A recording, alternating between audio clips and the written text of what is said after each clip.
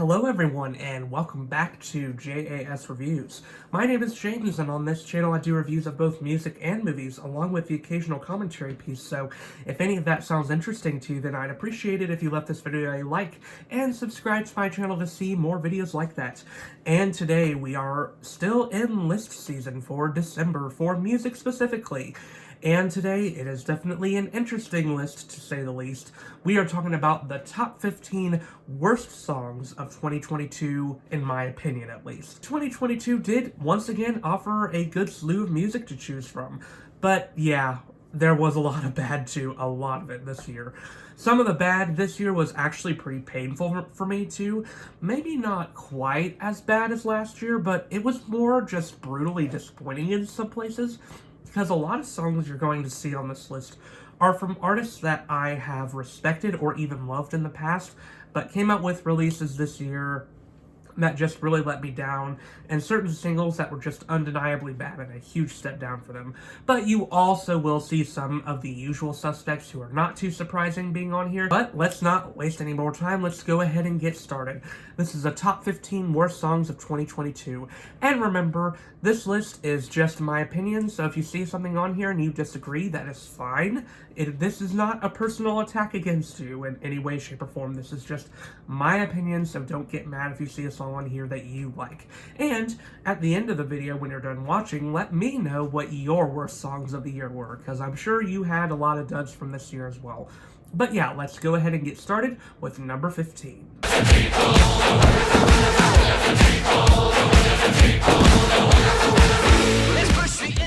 Now, Muse has never been a band that I would have dubbed as being the most politically genius in terms of their lyrical writing or anything like that. There are definitely songs that they have out there that feel pretty standard and cliched, but come on, this has to be a joke, right? Right? I feel like this song is a parody of what people think Muse sounded like. In fact, that's what a whole of The Will of the People could be described as. The whole album, I feel like, is just a collection of what is trying to be Muse's greatest hits, but they turn out being parody songs for the most part, or just the most basic and dime a dozen stuff you've ever heard. If you go back to releases like Origin of Symmetry or Absolution, you will see that it is not the case that there are just basic lyrics all the time, or basic sentiments. I think those albums have very innovative moments that are not here.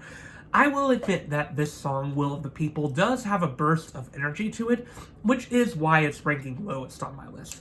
But outside of the punchy guitar work, everything else about this song sucks, in my opinion. It's overproduced to high heaven where the music doesn't have any real impact at all. The repetition of the title of the song is in a style akin to The Beautiful People by Marilyn Manson, which is a song that I already dislike. That might be a hot take for some, but I have never enjoyed this song. And somehow, The Will of the People makes that type of hook even more obnoxious than Marilyn Manson did, which is a pretty big accomplishment, I suppose. The lyrics are about as thinly political as one can get as well, just talking about the idea of smashing your institution to pieces and the need for some sort of vague revolution that they never really specify. Muse's populism can sometimes be a charm, but here it is eye-roll worthy. Perhaps the worst thing about this song is that it does stay in your head. That repetition of that title will get very annoying very fast. I know it did for me. And overall, the song just doesn't work from most angles, besides the energetic aspect of it. It could be an almost so bad it's good song, because it does feel very funny with how it's trying to take it seriously in some places, but it's so obvious that it's not, and that it's just a parody of itself.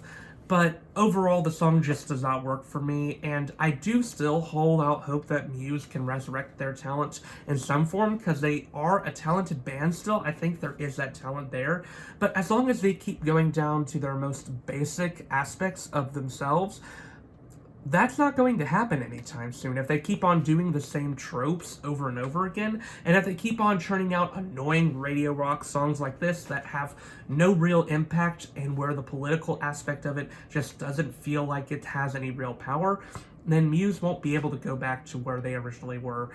And I'm just not confident that them coming back in a big way won't be happening anytime soon.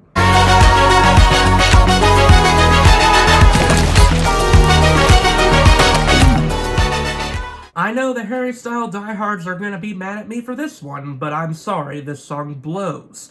I have forgotten most of Harry's album Harry's House this year in record time, and that is because it is ultimately background noise.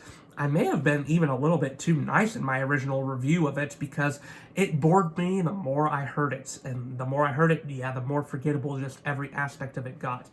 And most of it is tolerable, I will give it that, and I do still legitimately like songs like As It Was and Matilda, but I do not like this song at all, and unfortunately, this song is not tolerable, and it is not forgettable. In fact, it is very memorable for all the wrong reasons. I remember it well, and I wish I didn't. Harry's distractingly processed falsetto is the first terrible thing in here that is easy to pinpoint.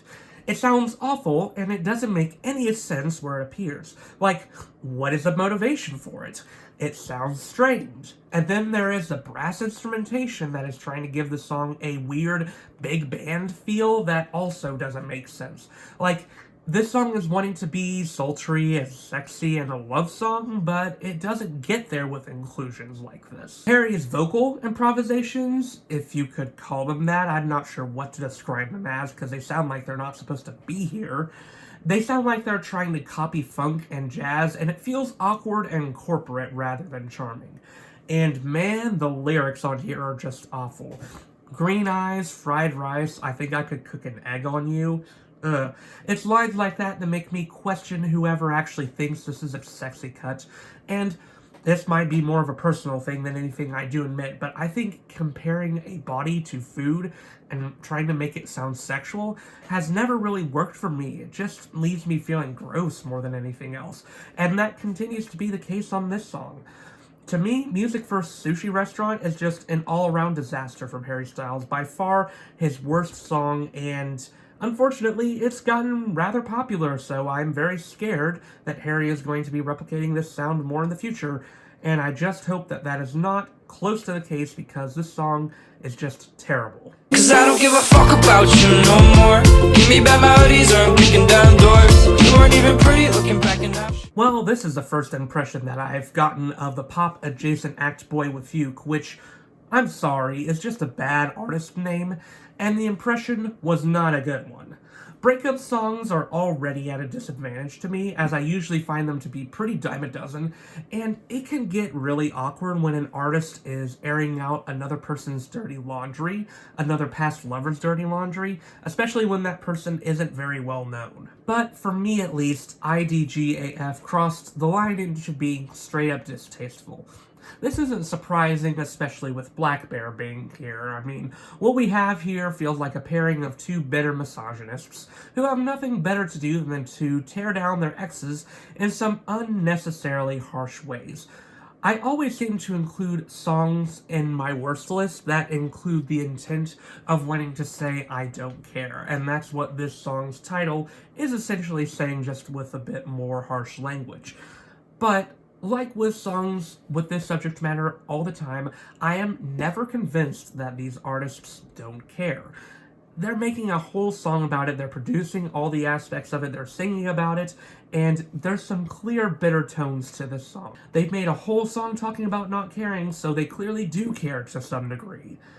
This song leaves me feeling sort of gross with how far the attacks go, and it just sounds bad. I don't think Boy With You or Black Bear sound particularly great on this song. I think both of them are pretty weak vocalists.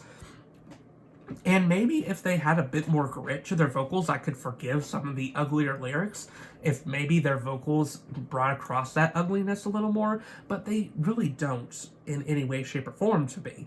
And I think they both are just really anonymous here. Plus, the production on this song is pretty bad too.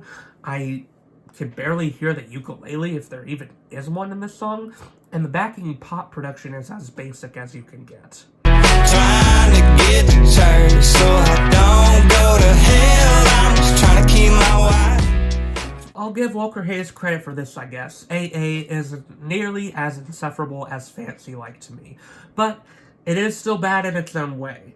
It sounds like corporate country to me. It's still doing a lot of similar things to Fancy Like. It's trying to check off every single box you can think of for what makes the most basic type of country out there. But unlike a Luke Combs song where he might take those cliches and give them something interesting or give it an interesting twist, Walker Hayes does not give any of these cliches substance. They all just feel basic and drawn down to their most surface level intention. And then there's the addition of the clearly machine drums that are trying to add a trap rap element to this song, much like in Fancy Like. I don't know why Walker Hayes is trying to do this, as it already feels super outdated, especially since a lot of country artists are already going for the more neo-traditional country feel. It feels like maybe in some ways Walker Hayes was behind the curve in that regard, and it just doesn't work. Him talking about his alcoholism should have some weight in this song, but instead it's covered up with a sound that's trying to be upbeat, but utterly failing. It's tonal whiplash in every way, and there's no feeling of urgency here when there really should be, with Walker Hayes talking about his addiction and trying to overcome it for the sake of his family. I feel like there should be more desperation with Walker trying to juggle all these different aspects of his life, from his family to his music careers to his alcohol addiction, but it doesn't come across. The lyrics are not really digging as deep as they should, and I think they're trying to play it more fun when really there should be more darkness here, I think, and the fact that they're trying to play it so chipper and upbeat doesn't really come across well for me, and the music production is some of the most boring country I've heard this year by far. You're gonna take a life, better keep it to yourself. Seems every time I think there's just a little bit of hope, someone comes out. What more is there to say about Five Finger Death Punch at this point? I mean, seriously. I was actually interested to see if they could make some sort of comeback on this album, as their last album had some small emphasis on the small moments of potential in it, and the lead single Afterlife for this new album was actually sort of decent, as well as IOU, which was a pretty decent single too. But no, unsurprisingly, we still have the same band playing the tough guy metal act for all the monster drinking metalheads out there who think this is the most hardcore music in the world. I'm sorry, but dropping the F-bomb over and over and using buzzwords like devil and hell only creates a faux edgy metal band with nothing interesting to say. This song is laughable on the front, as the incorporation of the filler la-las makes any potential of grit to the song ring utterly flat. Add on top of that in the most stock drumming and rote guitar work, and you've got yet another trash tier Five Finger Death Punch song. As long as Ivan Moody's ego stays, which I think it will, this band is never going to get any better, and that is just a fact of life at this point. Five Finger Death Punch and garbage tiered quality that should be better. They go together like peanut butter and jelly at this point. Bad man, no, you didn't think that we were ready for war, and you questioned our determination to get back. For as much as I disliked Evolution, at least Disturbed were trying something new on that album, even if it didn't work at all. Their album that released this year is entitled Divisive, which might be the most deceptive album title I've heard all year long, because this album isn't remotely divisive in what it's trying to do. This album is a desperate ploy for Disturbed to win their fans back after fans did not accept their sound change on Evolution, and it goes the most basic route possible of Disturbed's sound overall. It wasn't divisive at all, in any terms of it taking any actual risks or saying anything that could be construed as politically risky. Yes, Disturbed marks as another mainstream rock band this year that tried to get political but failed. Bad Man is one of the most embarrassing songs about political corruption I've ever heard. Disturbed plays things so criminally safe here, and describe a corrupt politician as a bad man so many times in the song that it makes you want to bang your head against the wall. David Draymond sounds like he doesn't even care, and how could he with lyrics like this? They're so poorly written, and he's reduced to stuttering the word bad over and over again. This is some of the most low-effort, bottom-of-the-barrel mainstream rock out there. From the stuttering of the word bad to the same guitar note repeatedly played to the AI-generated music video, every aspect of the song screams and reeks of laziness. And, like all of the worst of mainstream rock, Disturbed will continue to get rewarded for this because, for some reason, mainstream radio rock fans don't like innovation in the field for the most part. So loud, I might be a drama queen, I'm still royalty. Oh, hello again, Megan Trainor. Fancy seeing you on one of my worst lists. I say with full sarcasm because she's been on most of my worst lists whenever she's come out with an album. In fact, she has been on my worst list every time she's come out with an album. And here she is yet again with maybe one of her worst songs yet. And the fact that she went back to her 50s pop doo-wop style might be the worst decision she's made. Although I didn't like her last album, at least on that album she sounded a little more tolerable and was actually trying to modernize instead of using outdated sounds that don't work anymore. But she's gone back to that now for whatever reason. I guess probably to pander to the TikTok crowd. To me, at least, this style already felt outdated in 2015 with the likes of All About That Bass and Dear Future Husband being some of the most insufferable pop songs I've ever heard. And the style being back feels all the more outdated in 2022. There was some, I guess you could call it discourse this year, although it didn't last very long, thankfully, that the Megan of 2015 to 2016 was a time when pop music was fun, and that pop music is no longer fun now, which has to be one of the worst takes I've ever heard. I don't dislike Megan as a general person by any means, but I'm sorry, her music personality I just can't stand. It has been insufferable from the beginning. She has this ego in her songs that feels unearned, and it's made more obnoxious by her over-the-top, nasally vocal delivery. I know a lot of people will have I Made You Look in the worst songs list marking as the worst song on this album, and I won't exactly disagree with that because that song is annoying, but at least it does have some nice production to it and it is sort of catchy. But for my money, Drama Queen is far worse. This song, subject-wise, is in the same vein of Dear Future Husband, just making unprompted demands of the person that she's with. I don't like the idea this song is expressing, that the person she's with should just accept that she's constantly paranoid he's cheating on her, or that he should be okay with taking her to the ER for paper cuts. It's toxic. And that should still be no surprise coming from this artist. Megan's mentality has been toxic from the beginning, in my opinion. And on top of all that, the insufferable trappings of Megan's exact same sound from 2015, and it might even be worse now, actually. Her sound might even sound worse than it did on Tidal. Wow, great job, Megan. You really did something there, except you really didn't, because this song blows, as does the rest of the album, and I hope that this album does not become a hit because it doesn't deserve it.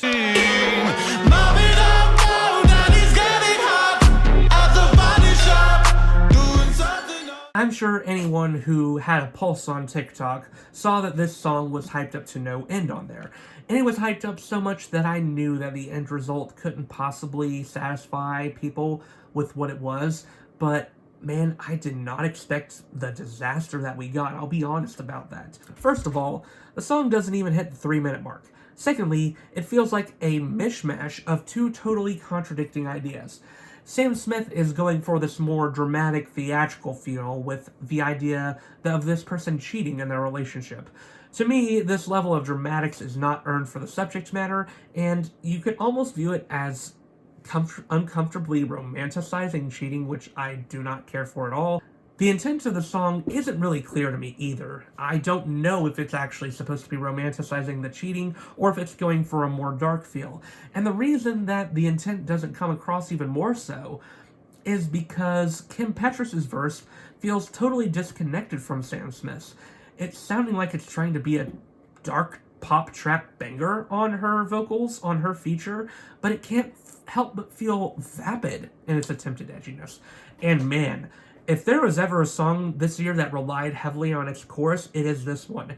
And unfortunately, the over-reliance on this chorus is to this song's detriment, because the chorus is very annoying, especially with the vocal ad-libs that Sam Smith does at each iteration of the chorus. And I'd say the chorus makes up about 80% of this song, if we're being fair.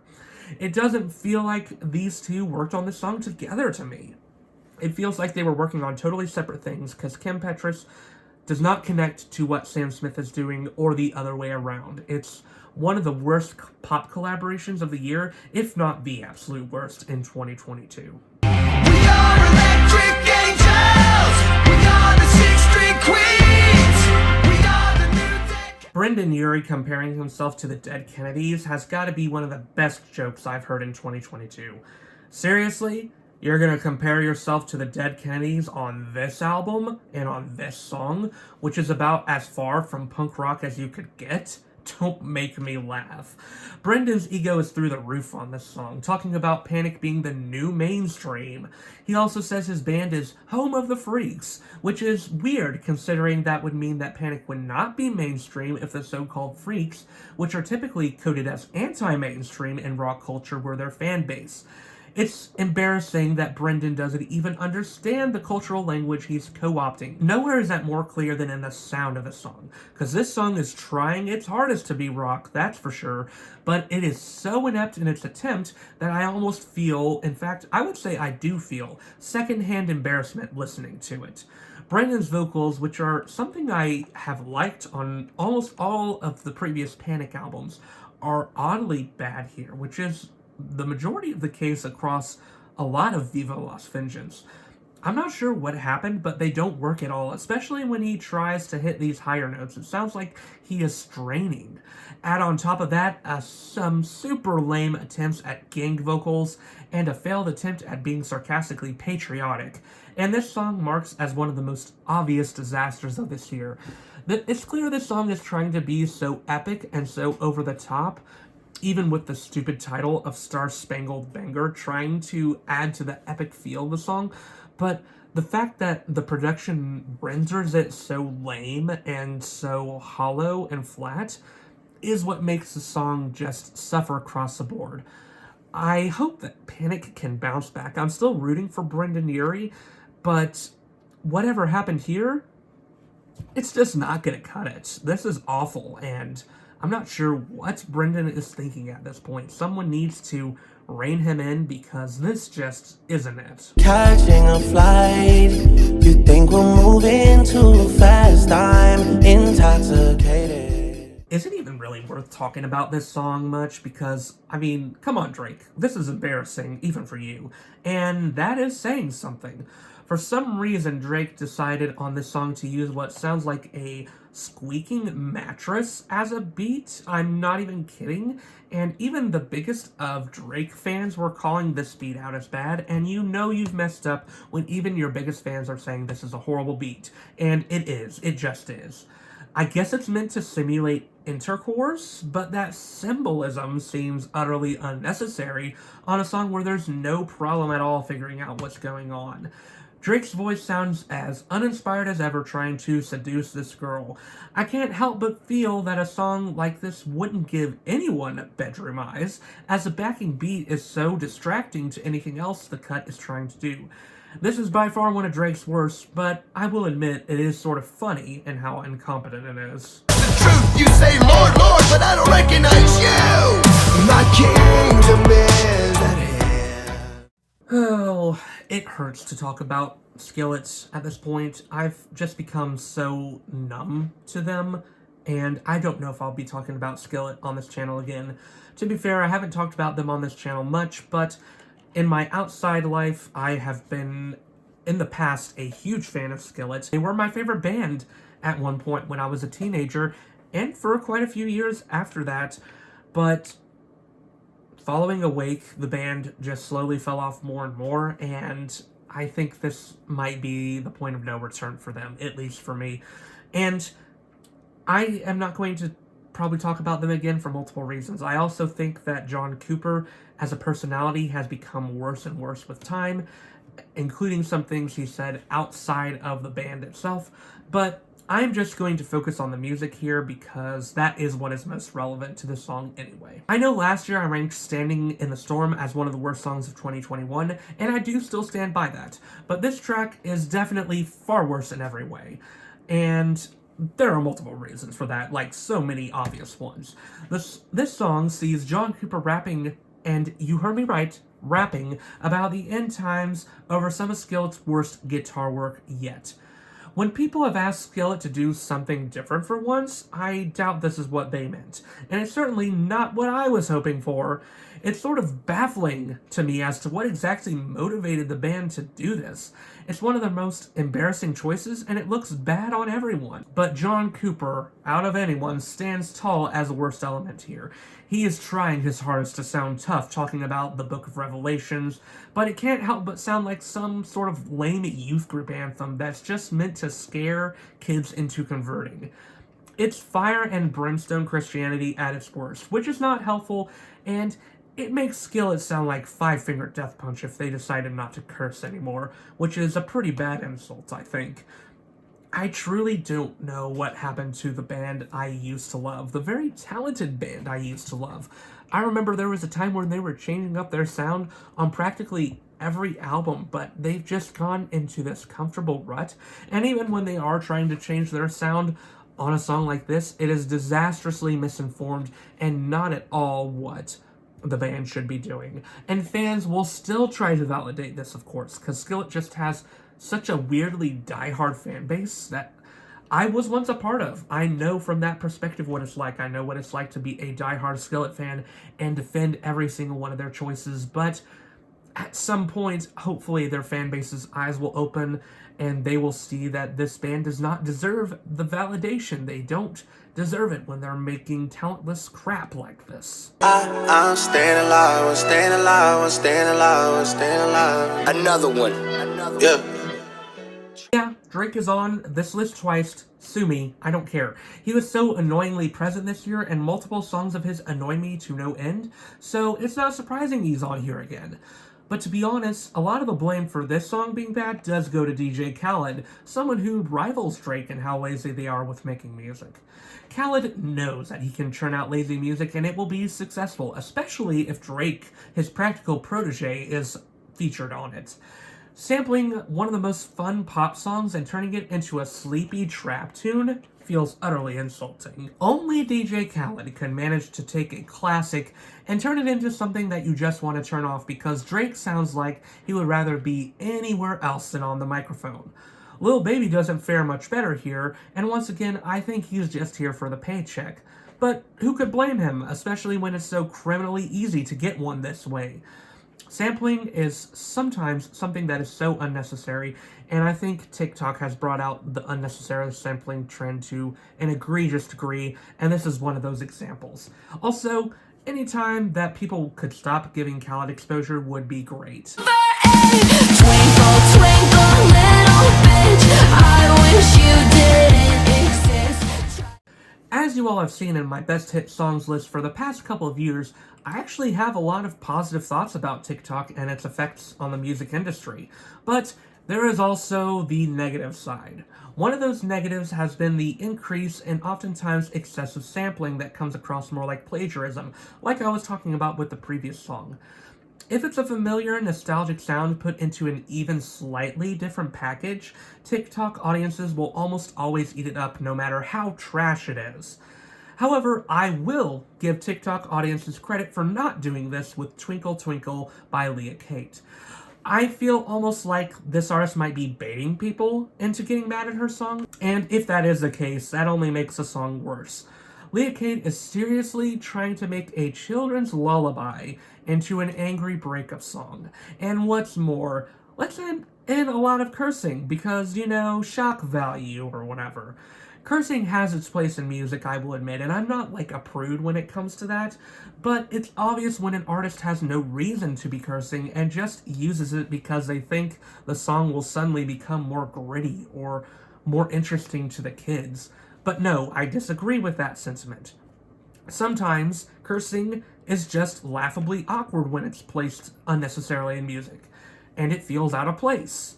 There's been a lot of dogpiling on Leah Kate, though, so I will stop my critiques here. There has been quite a bit of criticism of her, and some of it has been maybe a little bit too mean, but this song is still really bad and does deserve all the lambasting it's gotten, and I couldn't not include it on my list. So, yeah, it deserves its spot here for sure. I fell in love with an emo girl.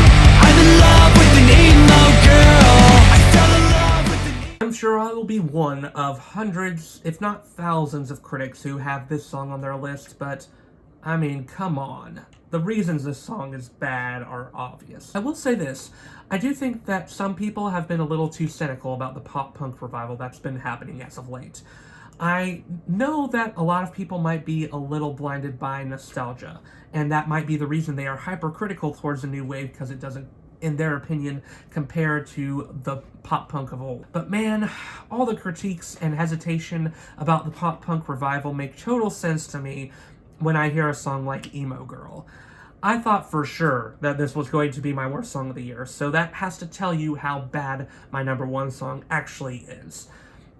And let's just go back to this song anyway. This song is what people who don't like pop punk think it all sounds like, which is why it's so weird to me that MGK is doing this genre. Songs like this make it sound like he doesn't even care about the genre and that he's just hopping on it just because. The descriptions of an emo girl are dime a dozen cliched and cringeworthy. Even Hot Topic isn't this basic, come on. Willow is at least trying to salvage something here, I'll give her credit for that, but her describing an emo girl as someone who wears a Blink-182 t-shirt makes it impossible for me to like or even forgive her verse. And then there is that stupid chorus. It's trying to be a sing-along, and it's just annoying and charmless.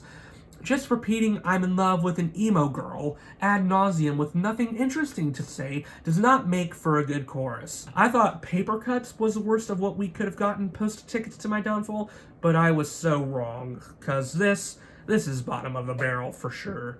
MGK tried to replicate the success of Tickets to My Downfall here, but took out any of the good elements and stripped it down to the bare bones in the worst way possible. This is a truly awful cut that deserves any placement on any worst list it gets. I don't think there's enough criticism this song can get. When a majority of your fans even hate the song, you know you've messed up. And before we go into my number one pick, I did want to list off a couple of dishonorable mentions. Much like with my best hit songs, honorable mentions, I will not be talking about these songs in any detail or anything like that, but these are songs that were still bad, but did just barely miss my list. So here those are. I got fire from the sun, blood from the ice. You don't know about this. Do or die. Dripping leaves, dripping honey on butterflies. Imagine that. Everybody wants to feel love. Everybody wants to be a. Ooh, it's the ride of your life. Hold on, cause baby, I might just give you a bite. And now we go into my number one pick.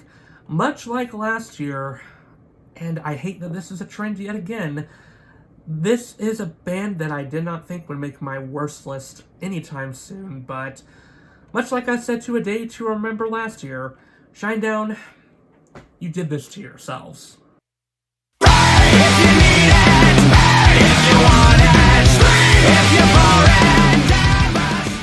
I'll admit, a part of the reason that this song ranks at number one for me is because of the sheer amount of disappointment I have in this band conjuring up this despicable drivel. Shinedown is a band that has inspired millions in the past with wonderful calls to action or even some of the most heartfelt relationship ballads in mainstream rock. So them going off the deep end and making what they claim to be a centrist rock album was the worst possible scenario I couldn't have predicted coming from them. This is coming off of the heels of a great concept album of self-discovery and self-acceptance. So this super negative and super just bitter album feels like the exact opposite of what Attention was going for. Every aspect of America Burning represents the worst aspects of the album Planet Zero. It is an unmitigated disaster, much like the album it came from. First of all, there is what sounds like a guitar trying to be a banjo and creating a country rock flair, which is bad. So bad. And then Brent's vocals come in, legitimately singing Hip Hip Hooray as a hook. The first time I heard this, I had to do a double take because I couldn't believe it was coming from Shinedown of all bands. But the worst was still yet to come. Soon enough, this song showed its true colors, and any vestige of Shinedown trying to be centrist on this album and on this song in particular, is stripped away with lyrics like, "You might be woke, but you're not awake," or "Your theory might be critical, but who's in charge?" Or, worst of all, "Who let the animals out?" Yeah, this doesn't sound like every tired Fox News talking point. I mean, come on. These lyrics sound like something that Five Finger Death Punch would write. And it's even worse that a Shinedown song is actually ranking higher on my worst list than they are. I am not saying that people can't critique leftist politics. By all means, there's plenty to criticize the party for, but lyrics like these just feel so utterly misinformed. Calling certain subsets of protesters animals, I think, could be considered pretty close to racist rhetoric. I know that's a bold statement to say, I said it in my review, and I'm not the person to just call someone racist randomly. I think there is evidence here of that. The fact that they're coyly calling out critical race theory and then the whole idea of wokeness and all that, it's very uncomfortable at best and racist at worst, I think. And I think Shinedown needs to take a long look and figure out if these are the lyrics they're really wanting to bring across to their fan base, because it's just not a good path to go down. Somehow. In a year with the likes of Meghan Trainor, Drake, Five Finger Death Punch, and Machine Gun Kelly, Shinedown managed to top them all on my worst list. But I have no doubt that they more than deserve this spot. Let's just forget about this song and leave it to burn. That's what it deserves. So yeah, that was my list of the top 15 worst songs of 2022. What were your list's favorite songs of the year? Let me know in the comments down below. And once again, my name is James. I do reviews of both music and movies, along with the occasional commentary piece on this channel. If any of that sounds interesting to you, then once again, I'd appreciate it if you let this video a like and subscribe to my channel for future content like that. And list season continues for December as we get into my last music list, the one that I am very excited to talk about, the top 50 best songs of 2022. So be looking out for that list coming very soon. But until then, I will see you all in the next video.